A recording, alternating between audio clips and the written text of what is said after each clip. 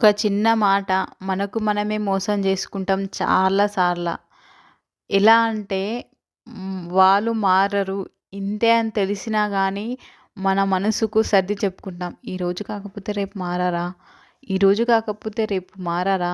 అని మనల్ని మనం సర్ది చెప్పుకుంటూనే ఉంటాము. మారుతుండొచ్చు. రేపు మా నాన్న మారుతుండొచ్చు. తాగుడు బంద్ చేస్తుండొచ్చు. రేపు నా భర్త మారుతుండొచ్చు. తాగుడు బంద్ చేస్తుండొచ్చు. లేకపోతే ఇంకేదైనా చెడు పని చేసే వాళ్ళ గురించి తన వాళ్ళు ఈరోజు కాకపోతే రేపు మారుతారు, రేపు మారుతారు, రేపు మారుతారని కాలం వెళ్లదీస్తామే తప్ప మన మనసుకు సర్ది చెప్పుకొని మనల్ని మనం మోసం చేసుకుంటామే తప్ప వాళ్ళు మాత్రం మారరు. మన లైఫ్‌కు అంతే ఇంకా దేవుడు ఏ కర్మ ఫలంలో పూర్వజన్మలో గానీ ఎప్పుడైనా సరే మనం చేసిన కర్మఫలంగా ఎలానే కానీ మనకు కలుపుతారు ఆ బంధాన్ని. ఆ బంధం నుంచి విడిపోలేము. ఆ బంధాన్ని సరి చేసుకోలేము. అలానే ఉండిపోతాము. అంతే ఇంక మన లైఫే అంత. బాధ అనిపించినప్పుడు మన లైఫే అంత అనుకుంటాము.